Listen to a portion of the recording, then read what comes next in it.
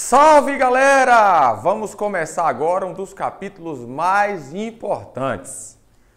É o capítulo dos cálculos estequiométricos. Bom, não tem como falar de estequiometria sem falar das leis ponderais, principalmente duas, a lei de Proust e a lei de Lavoisier. São as duas leis que vão embasar as proporções, porque estequiometria mexe com proporções. É apenas uma receita, como uma receita de bolo. Bom, com relação às leis ponderais, para falar de Lavoisier, que é a primeira lei que foi selecionada aqui, eu preciso entender um pouquinho o que é sistema aberto, sistema fechado e sistema isolado. Por quê? Porque a lei de Lavoisier, ela é validada se o sistema for o quê? Fechado. Bom, mas o que é um sistema fechado? Vamos lá. Um sistema aberto é aquele que permite a troca tanto de matéria quanto de energia com o ambiente. Então, o sistema interno troca com o ambiente matéria e energia, como se fosse, por exemplo, um copo com água normal. Ou seja, um copo, ele é um sistema aberto. Bom, Augusto, o que é um sistema fechado, então? Olha, sistema fechado é aquele que permite a troca apenas com o ambiente da energia. Você não troca com o ambiente matéria. Um exemplo para você entender um pouquinho do que é um sistema fechado e associar de forma mais fácil é você pegar um refrigerante que nunca foi aberto. Automaticamente, ele é considerado um sistema fechado.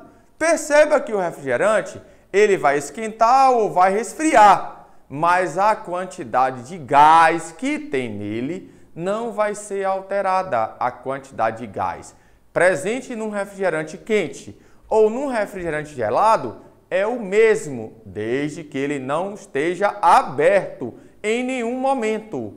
Bom, isso é sistema fechado. É aquele que não permite a troca de matéria com o ambiente. Perceba que a matéria está aprisionada dentro do sistema. Ah, mas trocou energia, não tem problema nenhum. Para a lei de Lavoisier, o que importa é o sistema estar fechado, não ter troca de matéria. Por que isso? Principalmente pelos gases. E aí vocês vão entender já já o que significa a lei de Lavoisier e por que o sistema precisa estar o quê? Fechado. Mas agora você sabe já o que é um sistema fechado. É aquele que permite apenas a troca de energia e não permite a troca de matéria. Bom, ainda nós temos um sistema chamado de isolado. O que é um sistema isolado? É aquele que não permite a troca nem de matéria, nem de energia com o ambiente. O mais próximo de exemplo que nós temos de um sistema isolado é o quente e frio, que você usa, que você chama de cafeteira. Ele é o sistema mais próximo que nós temos de um sistema o quê?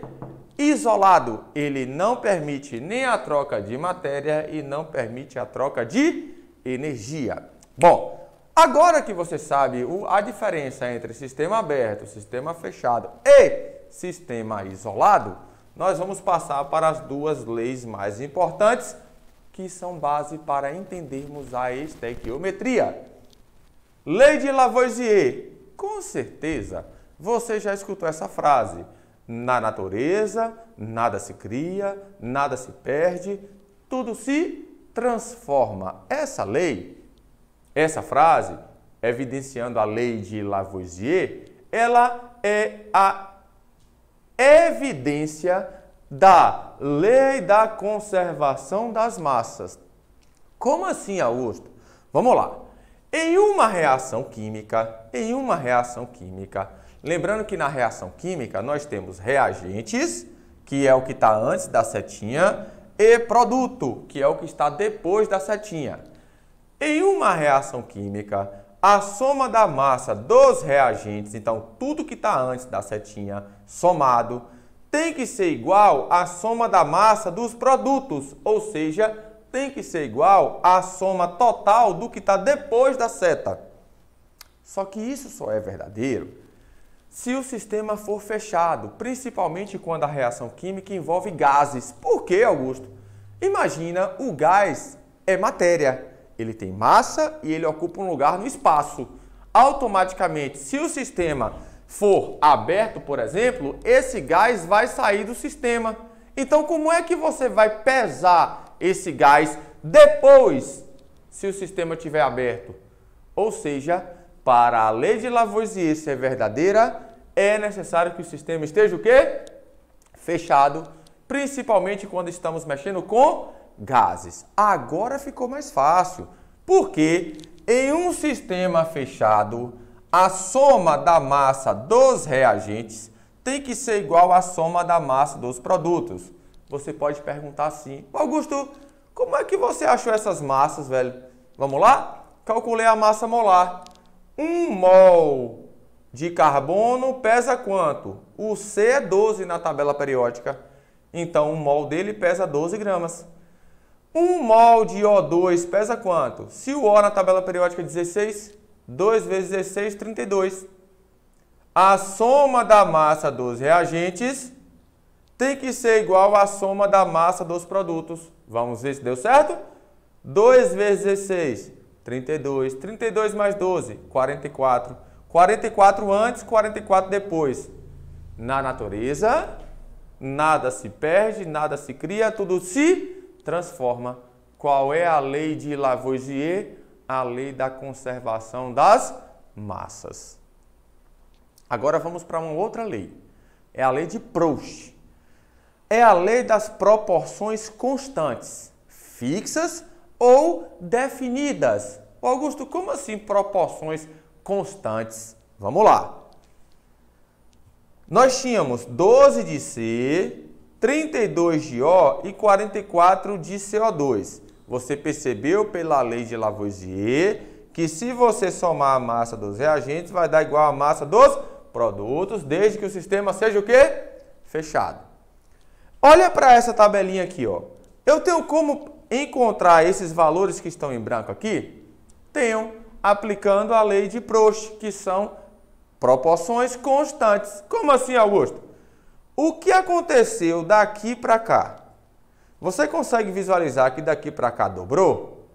Se as proporções são constantes, se você dobra a quantidade de um, tem que dobrar a quantidade de todos. Aí você fala: Augusto, é isso que eu faço nas receitas da minha casa. É isso que você faz na receita da sua casa.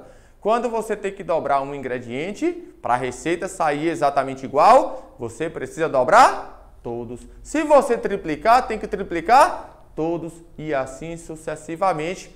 Aí você fala: Vi, então eu estou aplicando a lei de Proust? Então você está aplicando a lei de Proust. Exatamente. Pode pedir um aumento de mesada aí para os seus pais. Quando estiver fazendo uma receita, você fala: Papai, mamãe, estou aplicando a lei de Proust. Ave Maria, pode esperar que ó, a mesada vai aumentar, meu irmão. Dobrei a quantidade de um, então dobre a quantidade de todos. 32 vezes 2, 64.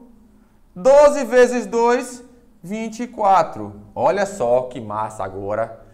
Será que você acertou? Você tem como verificar. Verificar como, Augusto? Aplicando a lei de Lavoisier, porque elas se complementam. 12 mais 32 deu 44? Agora vamos lá? 24 mais 64 dá 88? Então você está acertando. Para verificar se você brocou mesmo no entendimento da lei de Proust aqui, quais são esses dois valores que eu vou encontrar aqui? Dê uma pausa no vídeo aí agora. Tente. 1, 2, 3. 1, 2, 3. Bora lá? Já deu a pausa? Tentou? De 6 para 12 ou de 12 para 6, você concorda que foi a metade? Se de 12 para 6 foi a metade, se é metade de 1, é metade de todos. 32, metade dele.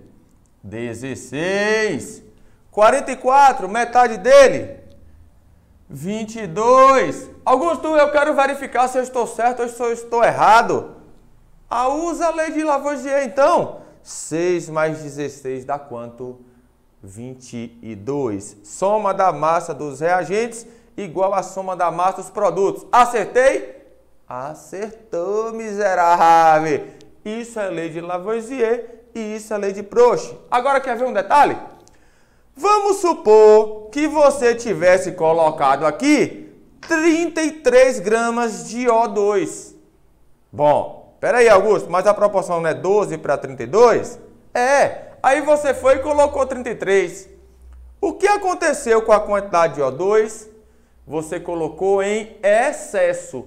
E se a questão perguntasse quanto estaria em excesso aqui, você responderia quanto? 1 grama, porque era para eu colocar só 32 e eu acabei colocando 33 nesse exemplo fictício que eu acabei de falar para vocês.